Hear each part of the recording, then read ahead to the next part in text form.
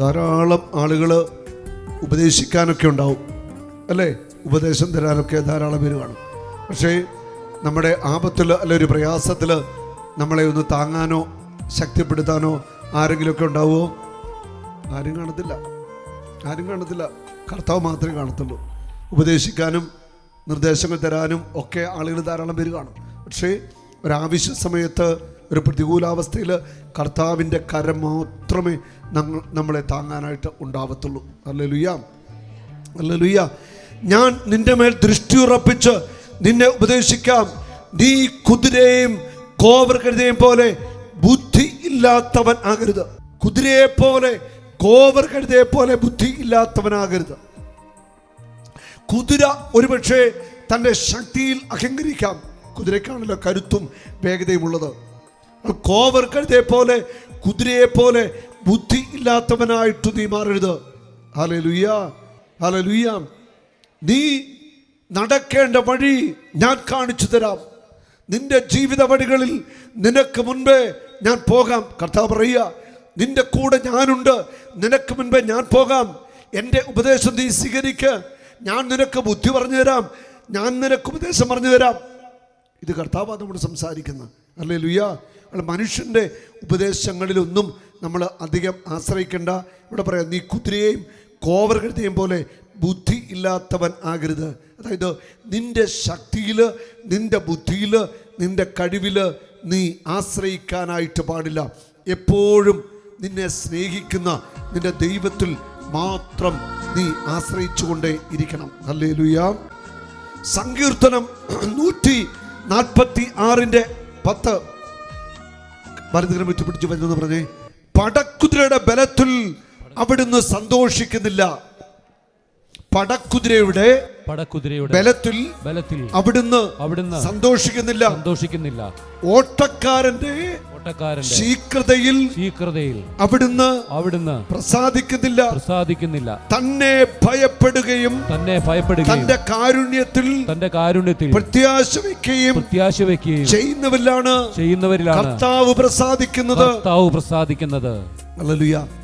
കർത്താവ് ആരിലാ പ്രസാദിക്കുന്നത്? ബുദ്ധിമാന്മാരിലാണോ? സമ്പത്തുള്ളവരിലാണോ? കരുത്തുള്ളവരിലാണോ? മിടുക്കന്മാരിലാണോ? അല്ല. കർത്താവ് പ്രസാദിക്കുന്നത് തന്നിൽ ആശ്രയിക്കുകയും തൻ്റെ കാരുണ്യത്തിൽ പ്രത്യാശ വയ്ക്കുകയും തന്നെ ഭയപ്പെടുന്നവരിലാണ് കർത്താവ് പ്രസാദിക്കുന്നത്. കർത്താവിൻ്റെ പ്രസാദം അങ്ങനെയാ. ഇവിടെ പറയാ, പടക്കുതിരയുടെ ബലത്തിൽ അവിടുന്ന് സന്തോഷിക്കുന്നില്ല. മുമ്പ് നമ്മൾ വചനത്തിൽ കണ്ടില്ലേ, കുതിര കോവർകഴുതയെ പോലെ ബുദ്ധിയില്ലാത്തവന്. പടക്കുതിരയ്ക്ക് അതിൻ്റെ ശക്തിയുണ്ട്. പണ്ട് കാലങ്ങളിൽ നമുക്കറിയാം, പടക്കുതിര അത് വലിയൊരു യുദ്ധത്തിൽ പട്ടാളക്കാർക്ക് പ്രധാനപ്പെട്ട ഒരു മൃഗം തന്നെയായിരുന്നു പടക്കുതിര. ആ പടക്കുതിരയുടെ ആ ശക്തി, ബലം, ഓട്ടത്തിൻ്റെ ശീഘ്രതയിൽ അവിടുന്ന് സന്തോഷിക്കുന്നില്ല. ഓട്ടക്കാരൻ്റെ ശീഘ്രതയിൽ അവിടുന്ന് പ്രസാദിക്കുന്നില്ല. ഓട്ടക്കാരൻ്റെ ശീഘ്രതയിൽ അവിടുന്ന് പ്രസാദിക്കുന്നില്ല. തന്നിൽ ആശ്രയിക്കുന്ന, തൻ്റെ കരുണയിൽ ആശ്രയിക്കുന്നവരെയാണ് കർത്താവ് പ്രസാദിക്കുന്നത്. നീ എപ്പോഴും നിന്റെ ദൈവത്തിൽ ആശ്രയിക്കണം. ദൈവത്തിൻ്റെ അനന്തമായ കരുണയിൽ ആശ്രയിക്കണം. അപ്പോൾ കർത്താവ് നിന്നിൽ പ്രസാദിക്കും. ഹല്ലേലൂയ. നിന്റെ ബുദ്ധിയിലും ആരോഗ്യത്തിലും കഴിവിലും സമ്പത്തിലും മറ്റൊന്നിനുമല്ല കർത്താവ് പ്രസാദിക്കുന്നത്. നീ കർത്താവിൽ ആശ്രയിക്കുക, അവിടുത്തെ കരുണയിൽ ആശ്രയിക്കുക. അപ്പോൾ കർത്താവ് നിന്നിൽ പ്രസാദിക്കും. കരമടിച്ചു നന്നായിട്ട് കർത്താവിനെ ഒന്ന് സ്തുതിക്കട്ടെ. ഹല്ലേലൂയ, ഹല്ലേലൂയ, ഹല്ലേലൂയ, ഹല്ലേലൂയ. യേശുവേ ആരാധന, ആരാധന, ആരാധന. ഹല്ലേലൂയ. യേശുവേ നന്ദി, യേശുവേ സ്തുതി. പോരാ, ശക്തിയോടെ കരമടിച്ച്. ഹല്ലേലൂയ, ഹല്ലേലൂയ. യേശുവേ ആരാധന, ആരാധന. കരമുയർത്തി അടിച്ച്. ഹല്ലേലൂയ, ഹല്ലേലൂയ, ഹല്ലേലൂയ. യേശുവേ ആരാധന, ആരാധന. ഹല്ലേലൂയ, ഹല്ലേലൂയ, ഹല്ലേലൂയ. യേശുവേ ആരാധന, ആരാധന. കഷ്ടത കരകവിഞ്ഞൊഴുകിയാൽ എന്തെങ്കിലും സംഭവിക്കോ? ഒന്നും സംഭവിക്കത്തില്ല. ആപത്തിൽ ആരിൽ ആശ്രയിക്കണം? കർത്താവിൽ ആശ്രയിക്കണം. നാട്ടുകാരിലോ വീട്ടുകാരിലോ കൂട്ടുകാരിലോ ആശ്രയിച്ചിട്ട് വല്ല കാര്യമുണ്ടോ? ഒരു കാര്യമില്ല. എപ്പോഴും നമ്മൾ ദൈവത്തിൽ ആശ്രയിക്കണം. ദൈവത്തിൻ്റെ കരുണയിൽ ആശ്രയിക്കണം. സുഭാഷിതങ്ങളിൽ നമ്മൾ ഇപ്രകാരം വായിക്കുന്നു, 23 വചനങ്ങൾ, 1-ാം അധ്യായം. എൻ്റെ ശാസന ശ്രദ്ധിക്കുക, എൻ്റെ ചിന്തകൾ ഞാൻ നിങ്ങൾക്ക് പകർന്നു തരാം, എൻ്റെ വാക്കുകൾ ഞാൻ നിങ്ങൾക്ക് മനസ്സിലാക്കി തരാം. അവിടെ പറയാണ്, എൻ്റെ ചിന്തകൾ ഞാൻ നിങ്ങൾക്ക് പകർന്നു തരാം.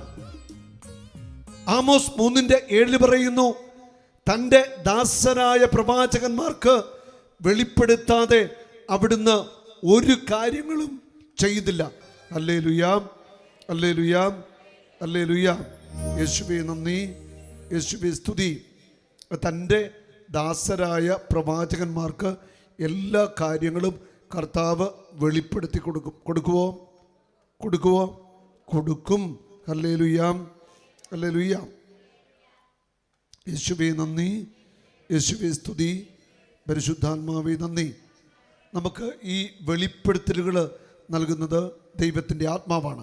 മിക്ക പ്രവാചകന പുസ്തകത്തിൽ 3-ാം അധ്യായത്തിൻ്റെ 8-ാമത്തെ വചനം പറയുന്നു, ഞാനാകട്ടെ യാക്കോബിനോട് അവൻ്റെ അതിക്രമങ്ങളും ഇസ്രായേലിനോട് അവൻ്റെ പാപങ്ങളും വിളംബരം ചെയ്യുന്നതിന് വേണ്ടി കർത്താവിൻ്റെ ആത്മാവിനാലും ബലത്താലും നീതിയാലും ശക്തിയാലും നിറഞ്ഞിരിക്കുന്നു.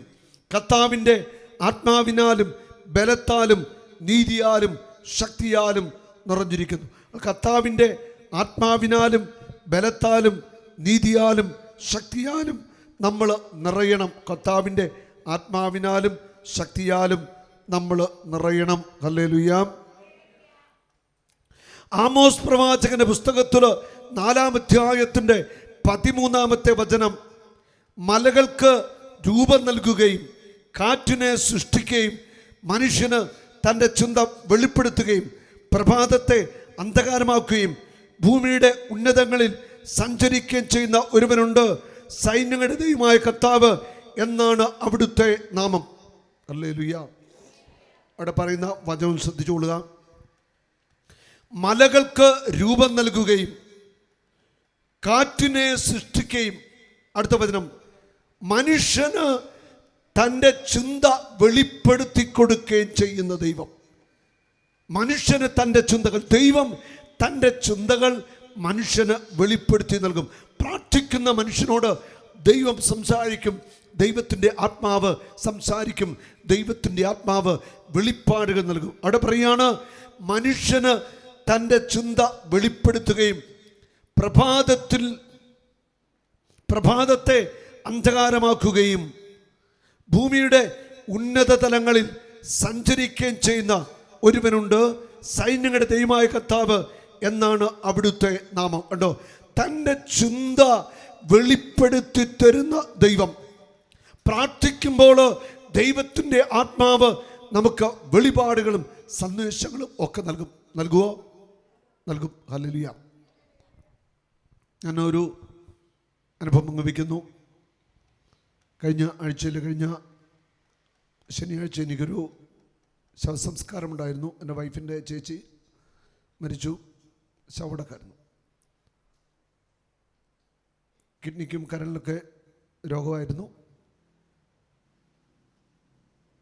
മരിക്കുന്നതിനൊക്കെ ഒരു 2 ആഴ്ച മുമ്പ് കാരിത്താസിലേക്ക് പോയി. കാരിത്താസിൽ കൊണ്ടുപോകാമെന്ന് വിളിച്ചു പറഞ്ഞപ്പോൾ ഞാനും വൈഫും മോനും കൂടെ വീട്ടിൽ ചെന്നു സംസാരിച്ചു. നമുക്ക് പ്രാർത്ഥിക്കാം. ഞാൻ ചേച്ചിയുടെ തലയ്ക്ക് വെച്ച് ഞങ്ങളെല്ലാവരും സ്തുതിച്ച് ശക്തമായിട്ട് പ്രാർത്ഥിച്ചു. സൗഖ്യത്തിനും വിടുതലിനൊക്കെ വേണ്ടിയാണ് പ്രാർത്ഥിച്ചത്. പ്രാർത്ഥിക്കുമ്പോൾ കർത്താവിനെ 2-3 ദർശനങ്ങൾ കാണിച്ചു തന്നു. 2-3 ദർശനങ്ങൾ. പ്രാർത്ഥന കഴിഞ്ഞു. എല്ലാം കഴിഞ്ഞിട്ട് ഞാൻ ചേട്ടനോട് പറഞ്ഞു, ഹോസ്പിറ്റലിൽ ചെന്ന് കഴിഞ്ഞിട്ടാണെങ്കിലും അന്ത്യകുദാശ മറ്റു കാര്യങ്ങളൊക്കെ ചെയ്യണം, ലാസ്റ്റ് സാക്രമെൻ്റ് കൊടുക്കണം എന്നൊക്കെ ഞാൻ പറഞ്ഞ് ആശുപത്രി പോയി. ഞാൻ കണ്ട വിഷയം ഇതായിരുന്നു. 11:45 വാച്ചിൻ്റെ കണിക 11:45. ദൈവത്തിനാണ് പറയുക 12 മണി. കുറച്ച് സമയം കൂടെ ഉള്ളൂ, ഏതാനും ദിവസങ്ങൾക്കുള്ളിൽ മരണത്തിലേക്ക് പോകും. മെസ്സേജ്. അടുത്തത്, ഒരു വെള്ളത്തുണി കൊണ്ട് പുതപ്പിക്കുക, മരിക്കും, മരണം. അടുത്ത മെസ്സേജ് ഞാൻ കാണുന്നത് ഒരു വിഷനാണ്. ഞാൻ പിന്നീട് ആ വീട്ടിലേക്ക് ചെല്ലുമ്പോൾ ചേട്ടൻ മാത്രം ആ സിറ്റ് ഔട്ടിൽ ഇരിക്കുന്നു, ചേച്ചിയില്ല. ആ മരണത്തിൻ്റെ മെസ്സേജ് ഉറപ്പ്. ഞാൻ പറഞ്ഞു, കഥ കാണിക്കുന്ന വിഷൻ ഇതാണ്. ആൾ മരിക്കും, 2 ആഴ്ച ആൾ ഈ ലോകത്തോട് യാത്ര പറഞ്ഞു. കൃത്യമായ മെസ്സേജ്, അന്ന് കൃത്യമായിട്ട് ദൈവത്തിൻ്റെ ആത്മാവ് മെസ്സേജ് നൽകി. ഞാനിത് പങ്കുവെച്ചത് നമ്മൾ വചനത്തിൽ കണ്ടു. ദൈവം തൻ്റെ ചിന്തകൾ തൻ്റെ ദാസരായ പ്രവാചകന്മാർക്ക് വെളിപ്പെടുത്തി കൊടുക്കുന്നു.